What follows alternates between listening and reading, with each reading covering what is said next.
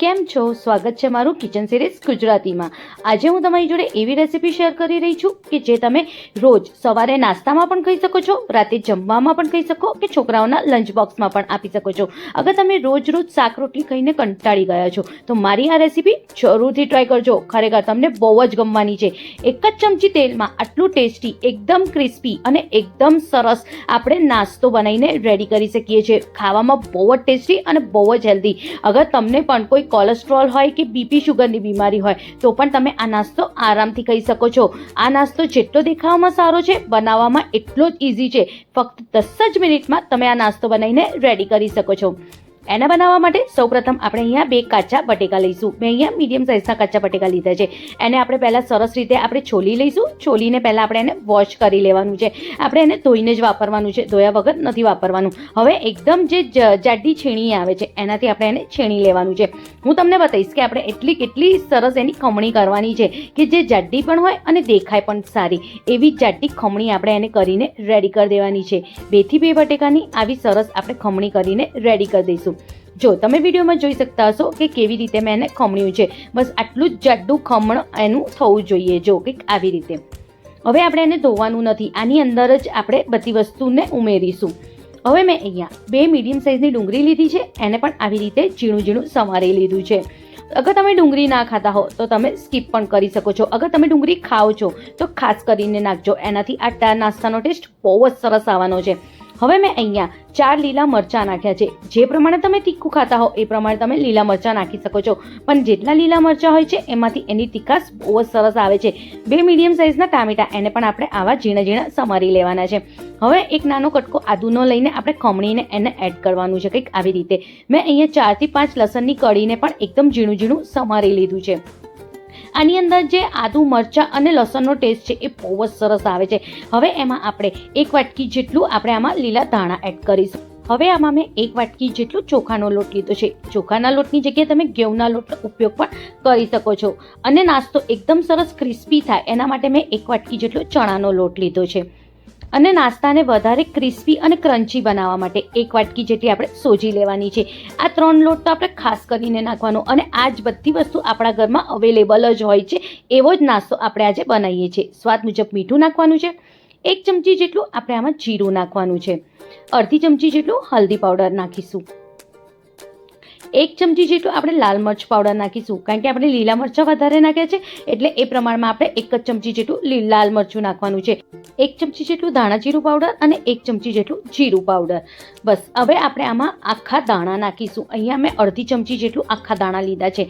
એને પહેલાં આપણે હાથ ઉપર બરોબર મસળી લઈશું જેથી જે દાણા છે એના 1ના 2 ભાગ થઈ જાય અને એની જે સ્મેલ છે એ પણ બહુ જ સરસ આવે. અગર બહુ બધા આખા દાણા દેખાતા હોય ને તો આવી રીતે આપણે હાથ ઉપર મસળીને જ એને 1ના 2 કરી દેવાના. જેથી જ્યારે આપણે આ દાણા નાખીએ તો એની સુગંધ પણ સરસ આવે અને ખાવામાં પણ બહુ જ સરસ લાગે. બસ આવી જ રીતે 1ના 2 ભાગ કરીને હાથે મસળીને આપણે અડધી ચમચી જેટલું આખા દાણા નાખવાના છે. હવે બધાને આપણે સરસ રીતે મિક્સ કરી દઈશું. આમાં જે આપણે કાચા બટેકા નાખ્યા છે ને એનાથી આ નાસ્તાનો ટેસ્ટ બહુ જ સરસ થઈ જાય છે. અને ખરેખર આ નાસ્તો એટલો ક્રિસ્પી અને એટલો સરસ બનીને રેડી થાય છે કે નાના હોય કે મોટા બધાને આ નાસ્તો બહુ જ ગમવાનો છે. આને તમે છોકરાઓના લંચ બોક્સમાં પણ આપી શકો છો. એ લોકો લંચ બોક્સમાં પણ સહેજ બી આ નાસ્તો બગડશે પણ નહીં અને છોકરાઓને ખાવાની મજા પણ આવશે.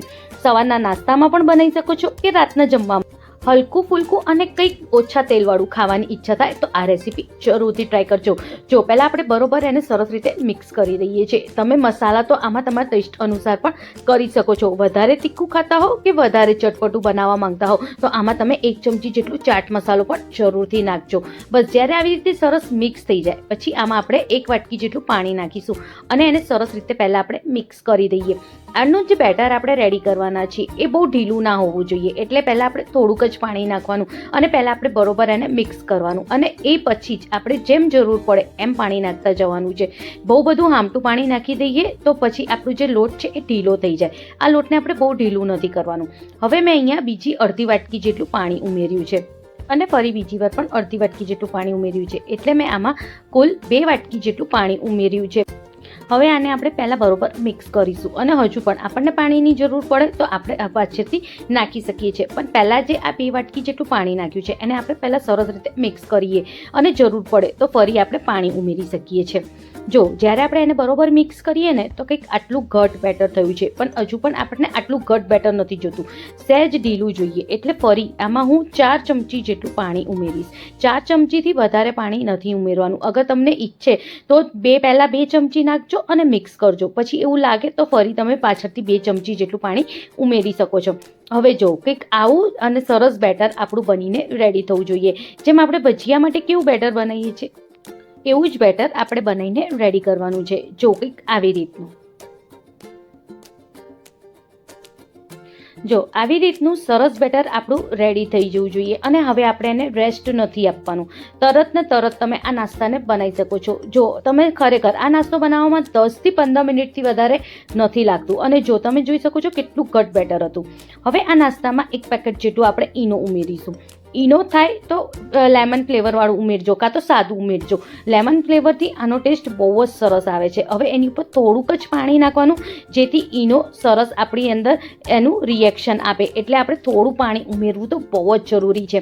એની ઉપર થોડું પાણી નાખશો એટલે આ ફૂલશે ઈનો અને બરોબર પછી આપણે એને મિક્સ કરી દેવાનું છે બેટરની જોડે. જો કંઈક આવી રીતે એકદમ સરસ તમે આવી રીતે મિક્સ કરશો ને તો બધું ઈનો અને બેટર બહુ જ સરસ રીતે મિક્સ થઈ જાય છે. ખાસ ધ્યાન રાખવાનું, એક જ ડાયરેક્શનમાં આપણે એને મિક્સ કરવાનું છે. એક ખાસ કરીને ધ્યાન રાખવાનું, 2 બાજુ આપણે એને નથી ફેરવવાનું, એક જ બાજુ આપણે એક જ ડાયરેક્શનમાં એને ફેરવવાનું છે, કંઈક આવી રીતે. અને જો કંઈક આવી રીતનું બેટર બનીને આપણું રેડી થવું જોઈએ. જો આવી કન્ટેન્સી હોવી જોઈએ બેટરની. હવે ચલો, હવે આપણે એનું બનાવી દઈએ ફટાફટ ઝટપટ નાસ્તો. એના માટે જે આપણું વઘાર્યું હોય છે એની અંદર આપણે 1 ચમચી જેટલું તેલ ઉમેરવાનું અને 1 ચમચા જેટલું આપણે આમાં બેટર ઉમેરવાનું છે. જો કંઈક આવી જ રીતે,